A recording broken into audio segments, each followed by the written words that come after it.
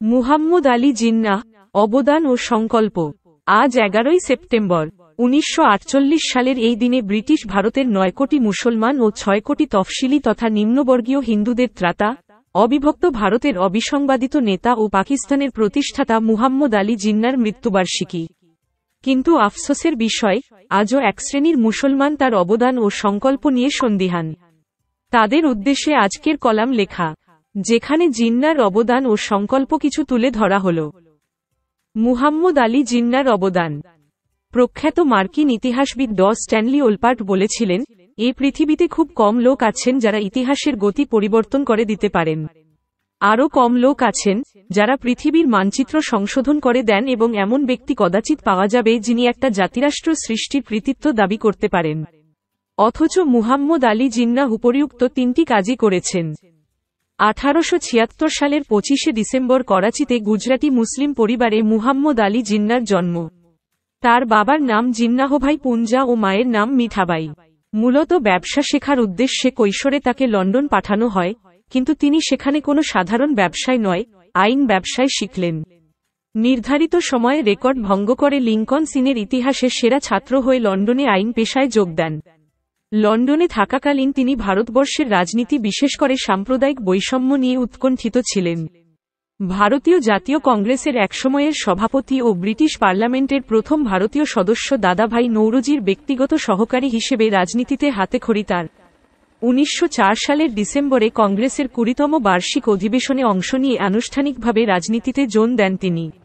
1912 সালে মুসলিম লীগের সদস্যপদও গ্রহণ করেন। হিন্দু মুসলিম দুই সম্প্রদায়ের মধ্যে আন্তঃসম্পর্ক উন্নয়নে জোর প্রচেষ্টা চালান। কিন্তু কংগ্রেস নেতৃত্বের অসহযোগিতায় জাতীয়তাবাদী রাজনীতিবিদ জিন্নাহ তাদের থেকে মুখ ফিরিয়ে আলিগড়ের স্যার সৈয়দ আহমদ খান প্রদর্শিত হিন্দু মুসলমান দুটি আলাদা কওম, সে পথ বাতলে নিলেন। জিন্নাহ ছিলেন একাধারে তুখোড় রাজনীতিবিদ ও একজন দক্ষ আইনজীবী। 1947 সালের 14 আগস্ট তার সারা জীবনের সাধনা পাকিস্তান প্রতিষ্ঠার মাত্র এক বছরের মাথায় 1948 সালের 11 সেপ্টেম্বর তিনি মারা যান। ভারতের সাবেক উপপ্রধানমন্ত্রী ও বর্তমান ক্ষমতাসীন বিজেপির অন্যতম প্রতিষ্ঠাতা লালকৃষ্ণ আদভানি 2005 সালে করাচিতে জিন্নাহর সমাধিতে গিয়ে পরিদর্শক খাতায় লিখেন, ইতিহাসে অনেকের স্থান হয়, কিন্তু মুহাম্মদ আলী জিন্নাহ এমনই ব্যক্তি যিনি ইতিহাস গড়েছেন। উপরিউক্ত উক্তিটির ফলে এলকে আদভানি স্বদেশে বেশ বিপাকে পড়েছিলেন। এমনকি তার নিজ দল থেকেও মন্তব্যটি প্রত্যাহারে বারবার আহ্বান জানানো হলেও তিনি সাফ জানিয়ে দেন, সম্পূর্ণ সচেতন চিত্তে তিনি তা বলেছেন, তাই তা প্রত্যাহার কিংবা অস্বীকারের কোনো সুযোগ নেই। ওই মন্তব্যের কারণে তার রাজনৈতিক জীবনের যবনিকাপাত হয়। জিন্নাহর সংকল্প। ভারতবর্ষের মুসলমানদের হিন্দুদের গোলাম হওয়া থেকে বিরত রাখতে মুহাম্মদ আলী জিন্নাহ শুধু একখণ্ড ভূমি চেয়েছিলেন। তার আগ্রহের বিষয়টি তিনি ধিক্কারও করেছেন এই বলে যে, ভারতীয় মুসলমানদের প্রধান লক্ষ্য হওয়া উচিত একটা নিজ ভূমি ও একটা নিজ সরকার প্রতিষ্ঠা। মূলত তিনি ভারতের বুকে মুসলমানদের জন্য একটি আলাদা দেশ চেয়েছিলেন, যেখানে মুসলমানরা শাসন করবেন, কিন্তু অন্যান্য সম্প্রদায়ের মানুষও সমান অধিকার ভোগ করবে। পাকিস্তানের জাতীয় পরিষদের প্রথম অধিবেশনে তিনি যে ভাষণ দেন, তাতে দ্ব্যর্থহীন কণ্ঠে ঘোষণা করেন, আজ থেকে পাকিস্তানের অধিবাসীদের হিন্দু, মুসলিম, বৌদ্ধ, খ্রিস্টান বলে আলাদা পরিচয় থাকবে না। তাদের পরিচয় হবে তারা পাকিস্তানি জাতি। এই ভাষণ থেকে পরিষ্কার বোঝা যায়, পাকিস্তানকে একটি অসাম্প্রদায়িক রাষ্ট্ররূপে কল্পনা করেছিলেন তিনি। যে রাষ্ট্রে কেউ কাউকে শোষণ করতে পারবে না, আইনের চোখে সবাই হবেন সমান। উপরিউক্ত ভাষণ থেকে স্পষ্ট যে, জিন্নাহ মোটেও সাম্প্রদায়িক ছিলেন না, তিনি ছিলেন উদার মনের গণতান্ত্রিক চেতনাসম্পন্ন মানুষ।